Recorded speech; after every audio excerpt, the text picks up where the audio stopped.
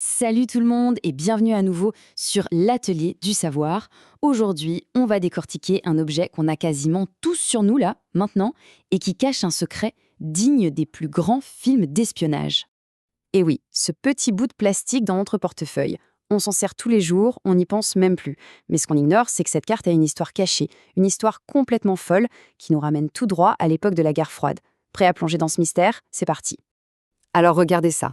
On prend une carte de crédit, on la plonge dans de l'acétone, et après une petite demi-heure, tout le plastique a fondu. Il ne reste que ça, une minuscule antenne en fil de cuivre et une puce. Mais le truc le plus dingue, c'est qu'elle marche encore. On peut payer avec. Mais alors d'où vient cette technologie? Eh bien, pas d'une banque, non, mais d'une opération d'espionnage top secrète. Pour tout comprendre, il faut qu'on fasse un petit bond dans le passé. On retourne juste après la Seconde Guerre mondiale. C'est là que tout commence, avec un cadeau qui, en apparence, n'avait rien de suspect. On est en 1945, imaginez la scène. Des écoliers soviétiques, tout mignons, offrent un énorme seau américain en bois sculpté à l'ambassadeur des États-Unis. Super sympa comme geste, non? Sauf qu'à l'intérieur, il y avait un micro caché. Le génie de ce truc, c'est qu'il n'avait ni batterie, ni fil, aucune source d'alimentation. Il est resté accroché au mur pendant 7 ans, sans que personne ne se doute de rien. Jusqu'au jour où un opérateur radio britannique tombe par hasard sur des conversations en anglais sur une fréquence russe. Le micro était juste sous leur nez depuis le début. Alors comment un micro peut fonctionner sans pile? Le secret, c'est un mot, la résonance. Vous voyez un diapason? Il ne se met à vibrer et à faire du son que si on lui envoie la bonne note, la bonne fréquence. Eh bien là, c'était exactement la même chose, mais avec des ondes radio. Le plan était d'une simplicité géniale. Les soviétiques se garaient dans une camionnette pas loin et bombardaient l'ambassade d'ondes radio sur une fréquence bien précise. Le micro, à l'intérieur, était conçu pour s'allumer uniquement avec cette fréquence. Quand quelqu'un parlait dans le bureau, les ondes de sa voix faisaient vibrer une petite membrane dans le micro, et ce tout petit mouvement suffisait à modifier le signal radio qui était renvoyé. Les espions n'avaient plus qu'à capter ce signal modifié, et ils entendaient tout. Brillant et terrifiant à la fois, non? C'était, comme l'a dit un expert, un diapason pour la radio. Cette image est parfaite. Ça montre à quel point c'était précis. Le moindre changement de température dans la pièce pouvait suffire à tout dérégler. Bon, mettons cette histoire d'espion sur pause un instant. Parce qu'au même moment, une autre révolution était en marche, celle des cartes de crédit qui commençaient tout juste à apparaître. Dans les années 50, les premières cartes de crédit débarquent. C'est une révolution. Mais ça vient avec deux énormes problèmes. Le premier, la lenteur. C'était un truc de fou. Il fallait faire une empreinte de la carte avec une machine, envoyer le papier à la banque. Bref, c'était super long. Et le deuxième problème, c'était la sécurité. C'était une vraie passoire. Un fraudeur avait tout le temps de faire ses petites affaires et de disparaître bien avant que la banque ne s'en rende compte. Et ça coûtait une fortune. Rien qu'à la fin des années 60, la fraude représentait 100 millions de dollars par an. C'est juste énorme pour l'époque. Il fallait trouver une solution et vite. Une solution qui soit à la fois rapide et sûre.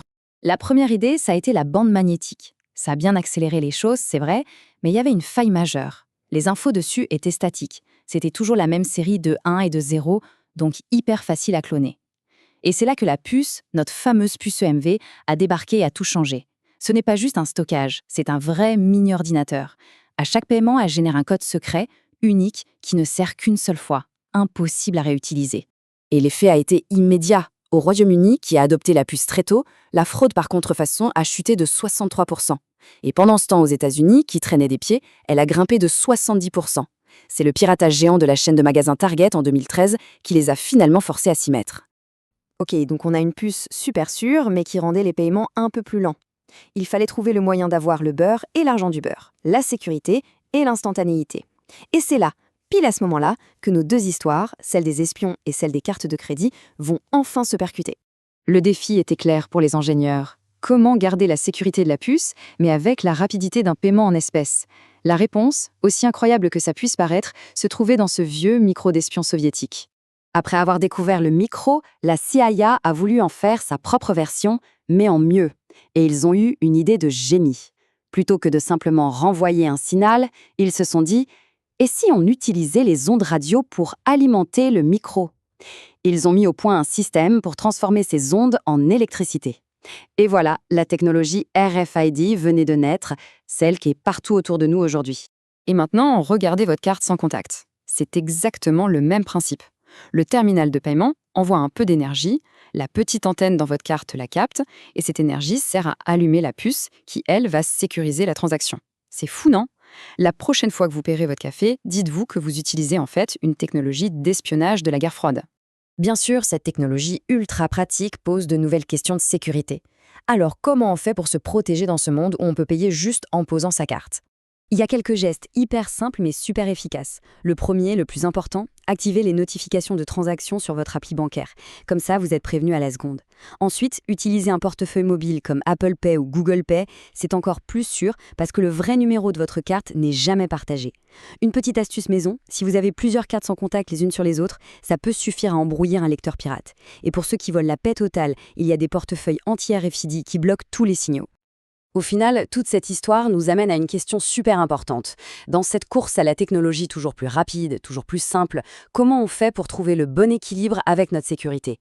C'est une question qu'on va devoir se poser de plus en plus.